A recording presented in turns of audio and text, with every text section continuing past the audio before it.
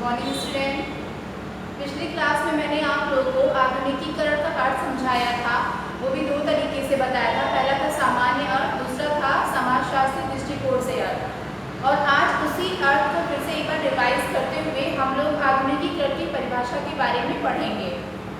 वैसे बच्चों, बात करें आधुनिकीकरण की परिभाषा या अर्थ, तो अलग अलग समाजशास्त्रियों ने इसके बारे में अलग अलग विचार और मत दिए हैं। किसी समाजशास्त्री का मानना है कि आधुनिकीकरण की प्रक्रिया तब संभव होती है जब परंपरागत समाज विकसित समाज की विशेषताओं को ग्रहण करने लगते हैं। तो कुछ समाजशास्त्रियों का मानना है कि आधुनिकीकरण की प्रक्रिया तब संभव होती है जब भारतीय समाज मूल्यों एवं अपने कार्य करने के तरीकों और ढंग को परिवर्तित कर देता है। कुछ लोगों का मानना है कि आर्थिक विकास होने पर ही आधुनिकीकरण की प्रक्रिया शुरू होती है। तो ये बच्चों सबके अपने अपने अलग अलग विचार हैं। उन्हीं विचारों में से कुछ लोगों के विचार के बारे में हम लोग यहाँ पढ़ेंगे।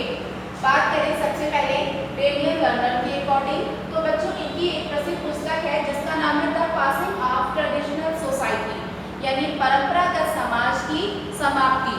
इन्होंने अपनी इस पुस्तक में आधुनिकीकरण को परिभाषित करते हुए लिखा है कि जब परंपरागत समाज विकसित समाज की विशेषताओं को ग्रहण करने लगते हैं तो वहाँ पर आधुनिकीकरण की प्रक्रिया शुरू हो जाती है।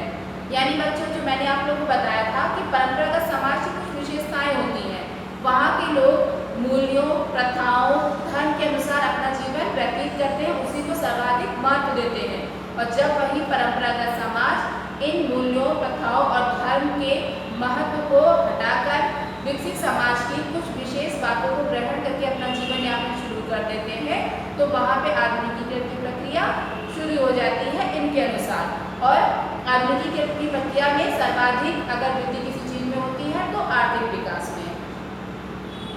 वहीं दूसरे समाजशास्त्री डॉक्टर योगेंद्र सिंह ने लिखा है अपनी पुस्तक मॉडर्नाइजेशन ऑफ इंडियन सोसाइटी में, जिसको हिंदी में कहते हैं भारतीय परंपरा का आधुनिकीकरण। इन्होंने आधुनिकीकरण को परिभाषित करते हुए लिखा है कि परंपरागत मूल्यों और व्यवहार करने के तरीकों में या ढंग में जब परिवर्तन होना शुरू हो जाता है तो वहीं पे आधुनिकीकरण शुरू हो जाता है।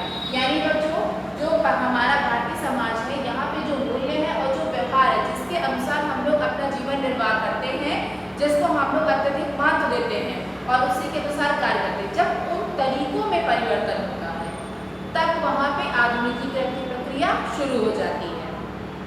बात करें एसी दुबे की, तो भाई बच्चों, एसी दुबे ने डेनियल लर्नर की इस बात का थोड़ा सा मतभेद करते हुए अपना एक नया विचार प्रस्तुत किया, क्योंकि यहाँ डेनियल लर्नर ने कहा था कि जब आर्थिक विकास होता है तभी आधुनिकीकरण रहता है।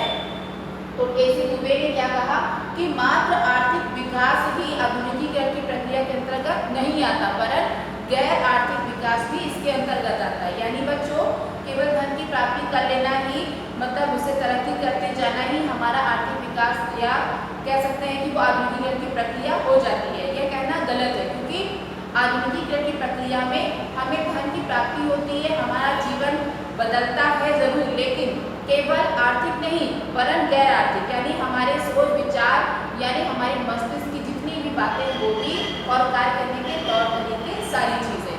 तो बच्चों, ये रहा आप लोग का आधुनिकीकरण का अर्थ एवं परिभाषा। इसकी नेक्स्ट वीडियो में हम आप लोग को आधुनिकीकरण की विशेषताओं के बारे में समझेंगे।